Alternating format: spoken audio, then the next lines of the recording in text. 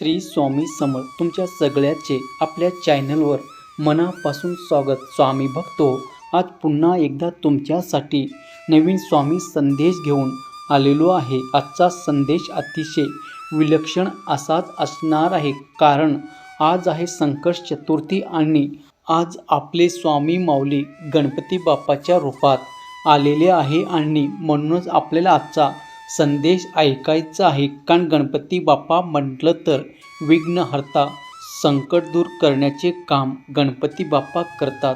गणपती बाप्पा म्हटलं तर प्रथम दैवत गणपती बाप्पांना वंदन करायचं आहे आणि स्वामीच्या आदेशाचे पालन आपल्याला करायचं आहे. आजच्या या संकट चतुर्थी निमित्त प्रत्येक भक्तांना एकच सांगावंसं वाटतं की नको सोसू आता दुःखाचे घाव, नको सोसू आता दुःखाचे घाव. स्वामींनी जाणिले तुझ्या अंतरीचे भाव, स्वामींनी जाणिले तुझ्या अंतरीचे भाव. तू नक्की जिंकणार आयुष्याचा प्रत्येक डाव. आता स्वामीच तारतील हे भाऊसागराचे नाव. तू नक्कीच जिंकणार आयुष्याचा प्रत्येक डाव. आता स्वामीच तारतील भाऊसागराचे नाव. स्वामी तारतील भाऊसागराचे नाव. स्वामी सांगतात.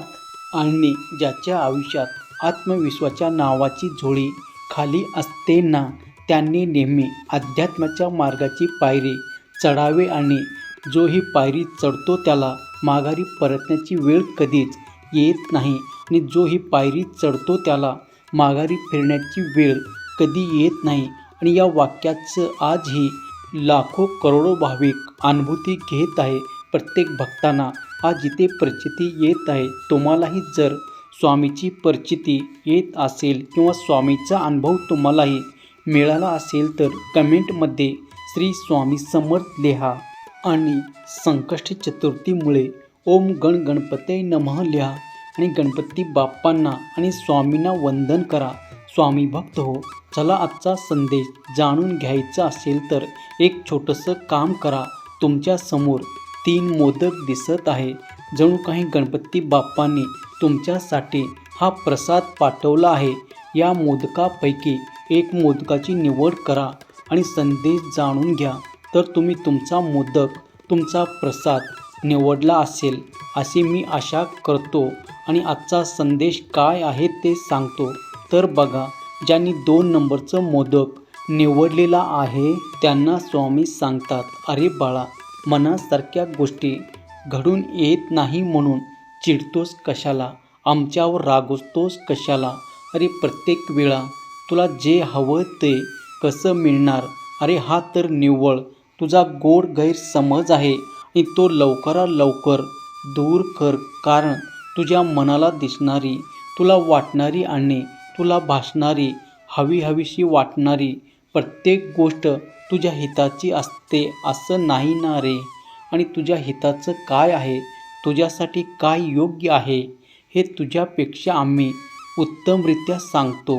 म्हणूनच तुला सांगतोय, तू ज्या काही गोष्टी घडत आहे त्याचा आनंदाने स्वीकार करायला शिक. तुझे भविष्य सोनेरी करण्याची जबाबदारी ही आमची असणार आहे. अरे वाटा सापडत जातील त्याला तू फक्त शोधत जा. वाटा सापडत जातील त्याला तू फक्त शोधत जा. माणसं बदलत जातील तू स्वीकारत जा. माणसं वेळोवेळी बदलत जातील तू स्वीकारत जा. परिस्थिती तुला शिकवत जाईल, परिस्थिती तुला शिकवत जाईल. तू फक्त शिकत जा. येणारे दिवस निघून जातील तू ते क्षण जपत जा. येणारे दिवस निघून जातील तू ते क्षण जपत जा. विश्वास तोडून अनेक निघून जातील, तुझा विश्वास तोडून अनेक जण निघून जातील, पण स्वतःला मात्र त्यावेळी सावरत जा. स्वतःला मात्र त्यावेळी सावरत जा. जो प्रसंग परीक्षा घेत जाईल त्या प्रसंगात तुझी क्षमता मात्र दाखवत जा. त्या प्रसंगात तुझी क्षमता मात्र तू दाखवत जा. अरे जो धीराने प्रत्येक संकटाला, प्रत्येक प्रसंगाला सामोरे जातो आणि त्याही परिस्थितीत आमचं चिरंतन नामस्मरण करतो, त्या भक्तांना आम्ही एकच सांगतो, भिवू नकोस, मी तुझ्या पाठीशी आहे. भिवू नकोस, मी सदैव तुझ्या पाठीशी आहे. स्वामी भक्त हो, ज्यांनी 1 नंबरचं मोदक निवडला त्यांना स्वामी काय सांगतात बघूया. अरे तू नेहमी सत्याच्या मार्गावर चालत जा. त्यासाठी एक उदाहरण सांगतो. गांधारी अंध नव्हती, त्यामुळे ती सामान्य राहून तिच्या मुलांना आणि राज्याला अधर्मापासून वाचवू शकली असते, त्याचा सांभाळ करू शकली असते. पण तिने डोळ्यावर पट्टी बांधून या सर्वमधून तटस्थ राहण्याचा निर्णय घेतले. हीच गांधारीची सगळ्यात मोठी चूक होती. गांधारी बाकी कुठे चुकत नव्हती, पण ती त्या कौरवाची आई म्हणून अधर्मी होते. ती कधीच त्या अधर्मी कौरवाच्या मध्ये सामील होत नव्हती, पण तरीही तिला तिच्या मुलांना गमवावं लागलं. तसंच काही वेळेस मनुष्याचं होतं असतं. दुसऱ्यांनी केलेल्या चुकीची शिक्षा त्या व्यक्तीला होत असते. कधी कधी त्या वाईट कर्माची फळं त्या निर्दोष व्यक्तीलाही भोगावी लागते, कारण तो व्यक्ती त्या चुकीमध्ये सहभागी नसला तरीही त्या पक्षात राहण्याचं काम करत असते आणि त्याचे गंभीर परिणाम त्या व्यक्तीला भोगावे लागतात. म्हणून चुकीच्या लोकांना, चुकीच्या कामांना कणखरपणे न डगमगता विरोधी करता आलं पाहिजे. फक्त बघ्याची भूमिका घेऊन अशा पद्धतीने त्या पक्षात उभा राहिल्यास त्याची फळं त्या व्यक्तीला भोगावेच लागतात. अरे गुन्हा करणारा, अपराध करणारा जितका अपराधी असतो ना, तितकाच अपराधी त्याला पाठीशी घालणारा आणि त्यावर काही आक्षेप न घेणारा देखील असतो. म्हणून तुला आम्ही सदैव एकच सांगतो की तू नेहमी सत्याच्या मार्गावर चालत राहा.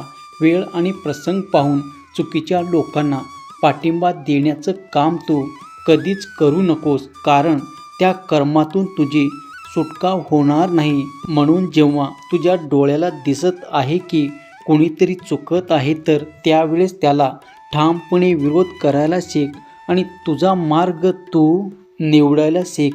भिवू नकोस, मी तुझ्या पाठीशी आहे. भिवू नकोस, मी तुझ्या पाठीशी आहे. स्वामी भक्त हो.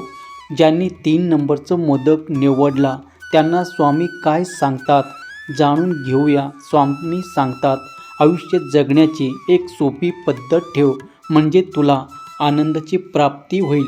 अरे आयुष्य जगण्याची एक सोपी पद्धत ठेव, म्हणजे तुला आनंदाची प्राप्ती होईल. ते कसं पहा. जिथे तुझी कदर नाही तिथे कधी जायचं नाही. जिथे तुझी कदर नाही तिथे कधी जायचं नाही. आणि जे तुला पचत नाही ते कधी खायचं नाही. जे तुला पचत नाही ते कधी खायचं नाही. खरं सांगून रागवताना त्यांना मनवत बसायचं नाही. जे एकदा नजरेतून उतरतात त्याचा त्रास मात्र करून घ्यायचं नाही. वेळ पाहून बदलतात त्याच्याशी फारसं संबंध तू ठेवायचं नाही. वेळ पाहून बदलतात त्याच्याशी फारसं संबंध तू मात्र ठेवायचं नाही. कितीही संकट आलं तरीही घाबरायचं नाही आणि कितीही मोठेपणा जाणवलं तरीही हा स्वामी तुझ्यासाठी समर्थ आहे हे मात्र कधीच विसरायचं नाही. हे मात्र कधीच विसरायचं नाही. कोणताही घेतलेला निर्णय याचे काही वर्षानंतर एकतर त्याची फळं खायला मिळणार किंवा त्याची फळ तुला भोगावे लागणार. त्यामुळे विचारपूर्वक निर्णय घ्यायला शिक आणि तू घेतलेला जो निर्णय आहे त्यावर ठामपणे उभे राहायला शिक. आणि तू जो काही निर्णय घेतला आहे तो कशा पद्धतीने योग्य ठरेल यासाठी सदैव प्रयत्न करत राहा. अरे कडुलिंबाच्या पानात गोडवा नाही पण गुणकारी आहे. साखरेत मात्र गोडवा आहे पण त्यानंतरची परिणती तासात आहे. भोगून आलेला प्रत्येक दुःख सुखात आणि प्रत्येक सुख दुःखात रूपांतरित होतच असतं. तू मात्र हे सत्य स्वीकार आणि आनंदाने समाधानाने जगाल. आणि अशा पद्धतीने आयुष्य जगत असताना तू फक्त आमचं चिंतन करत जा आणि मग तुझी ही माय माऊली तुला सदैव एकच सांगेन, भिवू नकोस, मी तुझ्या पाठीशी आहे. भिवू नकोस, मी सदैव तुझ्या पाठीशी आहे. स्वामी भक्त हो. आजचा स्वामी संदेश तुम्ही ऐकला असेल.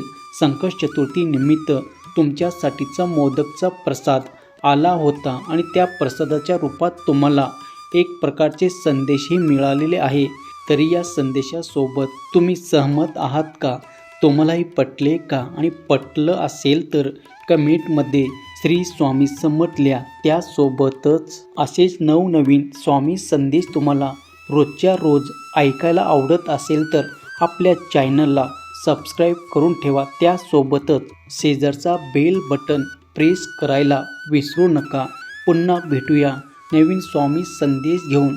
तोपर्यंत स्वस्त राहा, मस्त राहा आणि आपले स्वामी संदेश ऐकत राहा. धन्यवाद.